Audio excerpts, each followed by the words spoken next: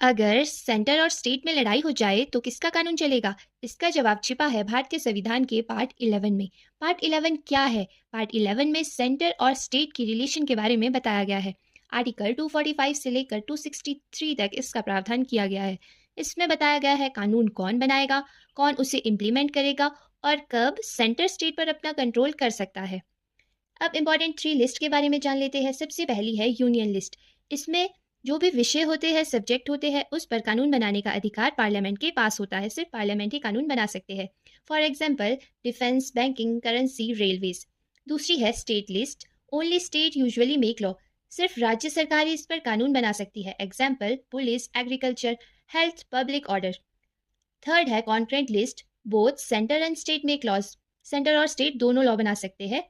Example education, marriage, forest. अगर centre और state के बीच कोई कॉन्फ्लिक्ट हो जाए तो यूनियन लॉ विंस, यानी सेंटर का कानून लागू होगा। इंपॉर्टेंट आर्टिकल्स जान लेते हैं। आर्टिकल 246, इसमें पावर्स को डिवाइड किया गया है 3 लिस्ट में: union, concurrent list, state list. Article 248 residuary power के बारे में बताया गया है। इसमें जो सब्जेक्ट किसी भी लिस्ट में नहीं आते हैं उन पर पार्लियामेंट कानून बनाएगी। Example cyber law, AI regulation. Parliament कब स्टेट लिस्ट पर कानून बना सकती है, ये यूपीएससी और एसएससी का फेवरेट टॉपिक है। Article 249 national interest. अगर राज्यसभा 2/3 मेजॉरिटी से कहे कि राष्ट्रीय हित में जरूरत है तो पार्लियामेंट नेशनल इंटरेस्ट पर कानून बना सकती है। आर्टिकल 250 इमरजेंसी के टाइम। अगर देश में इमरजेंसी की स्थिति है तो पार्लियामेंट स्टेट लिस्ट पर कानून बना सकती है।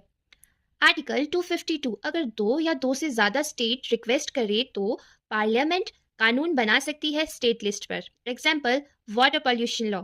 आर्टिकल 253 पार्लियामेंट इंटरनेशनल ट्रीटीज को इम्प्लीमेंट करने के लिए किसी भी सब्जेक्ट पर कानून बना सकती है।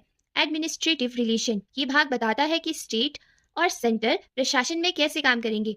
आर्टिकल 256 स्टेट को फॉलो करने होंगे पार्लियामेंट्री लॉज। आर्टिकल 257 राज्यों की कार्यपालिका कोई भी ऐसा काम नहीं करेगी जिससे जो सेंटर के काम में कोई भी बाधा आए। आर्टिकल 262 ये डील्स करता है इंटर स्टेट रिवर डिस्प्यूट, दो राज्यों के बीच नदी विवाद का समाधान। इसमें डिसीजन कौन लेता है? Parliament. Example Kaveri river dispute. Article 263 inter state council promotes cooperation between state and centre. State और सेंटर के बीच सहयोग बढ़ाने के लिए ये परिषद बनाई जा सकती है। तो अब समझ आया, अगर सेंटर और स्टेट के कानून में टकराव हो जाए तो सेंटर का कानून लागू होता है। यही कारण है कि भारत को फेडरल विद यूनिटरी बायस कहा जाता है।